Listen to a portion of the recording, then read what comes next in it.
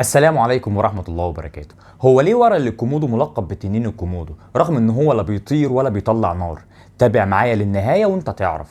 فبالرغم من انه سحلية الا انه بيطلق عليه لقب تنين واحيانا كمان تمساح، ولو مفيش عندك رهبة من السحالي بصفة عامة فتنين الكومودو سهل جدا يصيبك بالفزع من الوهلة الاولى. فبخلاف حجمه العملاق والغير مناسب تماما مع كونه سحلية، الا انه بيتميز بمجموعة صفات جسمانية بتخليه اشبه بآلة قاتلة تفترس كل شيء حواليها بأبشع الطرق الممكنة حتى لو كانت تنانين زيها. اهلا بيكم، انا احمد اليسري من قناة اهي سهلة اهي، والنهاردة هنتكلم عن تنين كومودو، اضخم سحلية على وجه الارض. في حين ان معظم السحالي بيوصل طولها لبضعة سنتيمترات، فتنين الكومودو اللي يعتبر سحلية برضه بيوصل طوله ل 3 امتار، ووزنه في المتوسط بيقترب من ال 100 كيلو جرام علشان يكون اكبر انواع السحالي على الاطلاق. ظهر تنين الكومودو للمرة الاولى على رادار العلماء الغربيين في عام 1912 في موطنه المحدود بعدد من الجزر الاندونيسية في جنوب شرق اسيا. واحدة منهم معروفة باسم جزيرة كومودو، وهي الجزيرة اللي كان بيشاع عنها ان فيها مخلوقات اشبه بالتنانين بتعيش على ارضها، ومن هنا اخذت السحلية اسم التنين. لكن السكان المحليين في اندونيسيا بيطلقوا على السحلية العملاقة دي اسم اورال او التمساح البري، وهو اسم اقرب لوصف شكل الكومودو براسه الممدودة ورجله القصيرة وديله الطويل. بيتميز تنين الكومودو بشوية خصائص جسدية بتخليه من اخطر المخلوقات الحية على وجه الارض. فجلده خشن وقوي ومدعوم بحراشف والواح عظميه بتخليه اشبه بالدرع، بالاضافه لمخالبه الطويله وديله القوي جدا واللي بيقارب طوله بالكامل.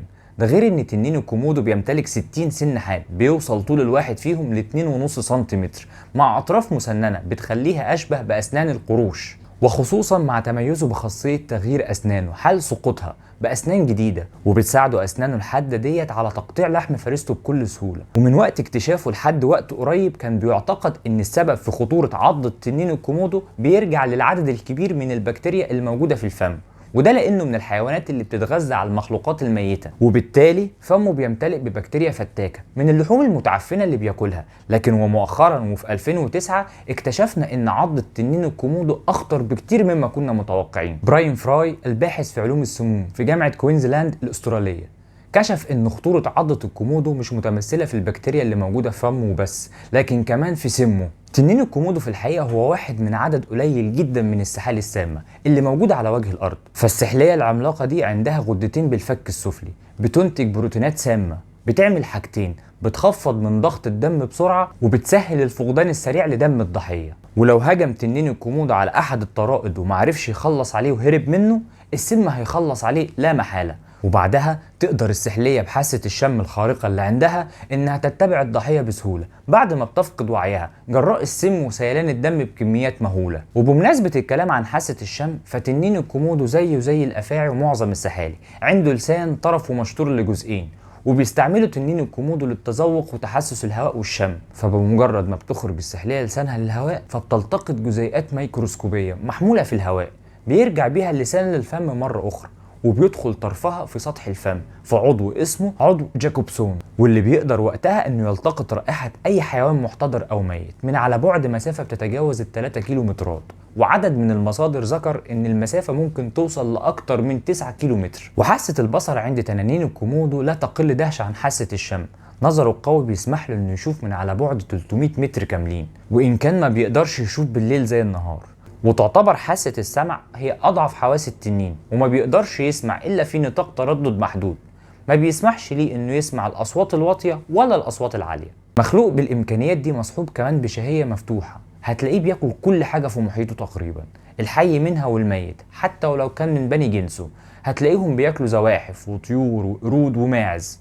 وبتشمل حمية تنين الكومودو على حيوانات ضخمة مقارنة بحجمه، منها الغزلان والخنازير وجواميس الماء. وشهيته الواسعة بتمكنه من أكل ما يعادل 80% من كتلة جسمه في الأكلة الواحدة. وأسلوبهم في الافتراس بيعتمد على التموه والسكون لغاية ما فريسة بحجم محترم كده تقرب منهم وينقضوا عليها بسرعة ويسقطوها على الأرض، ويستخدموا رجليهم في تثبيتها ويغرزوا أسنانهم الحادة في قضم لحمها وبلعوا مرة واحدة. وسمه القوي بيساعده على قتل ضحيته بسرعة، لدرجة إنه تم رصد التنين وهو بيخلص على خنزير بري في ظرف ثواني معدودة، بخلاف انه بيستخدم احيانا ديله القوي في الاطاحه بالغزلان والخنازير الضخمه. ولو فريسته كان حجمها صغير نسبيا زي معزه مثلا، ما بيضيعش التنين وقته في قطع اللحم من عليها، لكنه بيبتلع الفريسه على بعضها مره واحده. والكميات الكبيرة من اللعاب في فم التنين بتسهل عليه عملية البلع، لأنها بتغطي جسم الفريسة بالكامل وبتساعد على انزلاقها في المعدة. لكن العملية دي بتاخد منه شوية وقت لحد ما بيقدر يبلع الفريسة على بعضها، وهنا بيساعد وجود أنبوب صغير متصل بالرئتين أسفل اللسان بيخليه يقدر يتنفس أثناء الفترة اللي بيبلع فيها الفريسة. بسبب الوجبة الضخمة اللي بيلتهمها التنين مرة واحدة، فعملية الهضم بتستغرق هي كمان وقت مش قليل، وفي حالة إن الطعام استغرق وقت طويل من غير ما يتهضم ممكن التنين يضر نفسه. وعلشان كده بيعتاد الكومودو بعد وجبته إنه ياخد بعضه ويريح في مكان مشمس لتسريع عملية الهضم، وبعدها بتستفرغ باقي الطعام اللي في معدته اللي مش بتقدر انها تهضمه، زي الشعر والقرون والعظام، حاجة كده أشبه باللي بتعمله البومة بعد ما بتنتهي من وجبتها. والوجبة الضخمة اللي بيحصل عليها التنين ممكن تساعده على الحياة لشهر كامل بدون أكل، وده راجع لبطء عملية الإيض عنده، ودي العملية اللي بيتحول فيها الطعام لطاقة، وبالتالي ف12 وجبة محترمة في السنة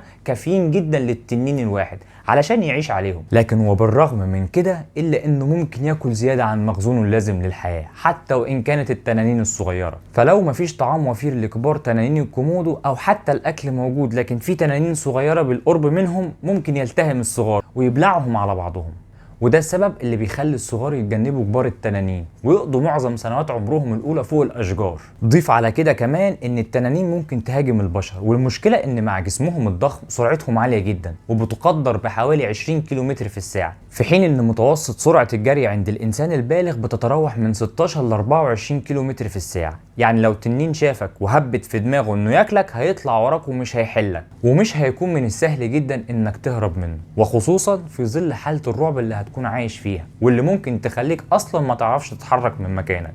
ضيف على كده كمان انهم بيتغذوا عادي على جثث البشر، وعادتهم المشهوره على الحفر بتخليهم احيانا انهم يداهموا القبور وياكلوا جثث الموت. والامر ده دفع السكان المحليين في جزيره كومودو انهم يحطوا كومه من الصخور فوق القبور علشان يحموها من هجوم التنانين. بتتنوع الحياه الطبيعيه لتنين الكومودو من غابات استوائيه وسافانا واراضي عشبيه، بغض النظر عن طبيعة المكان اللي بيعيشوا فيه، فأهم حاجة بالنسبة لهم إنه يكون حار وجاف. منازلهم في البرية عبارة عن حفر وجحور بيحفروها بنفسهم بالاستعانة بمخالبهم القوية، أو بيستخدموا جحور محفورة بالفعل، والجحور دي بتقدم ليهم ملجأ من برودة الليل ومن شدة الحرارة بالنهار.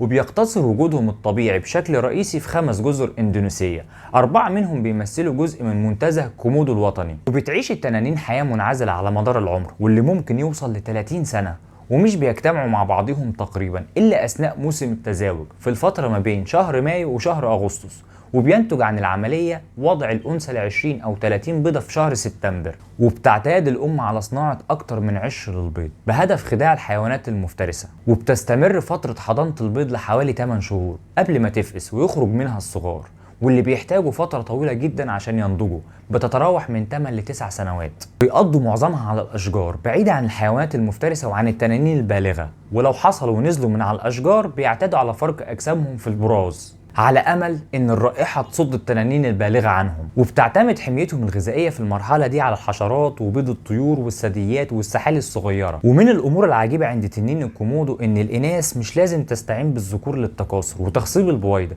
ولكنهم بيمتازوا بخاصية التكاثر اللاجنسي أو التوالد العذري، يعني الأنثى قادرة على وضع البيض بدون أي اشتراك من الذكور على الإطلاق. لكن النوع ده من السحالي ما بدأش حياته على الجزر الأندونيسية، فمؤخرا تم الكشف عن حفريات في شرق أستراليا بيتراوح عمرها من 1 ل 4 مليون سنة تقريبا، بترجع لتنين الكومودو.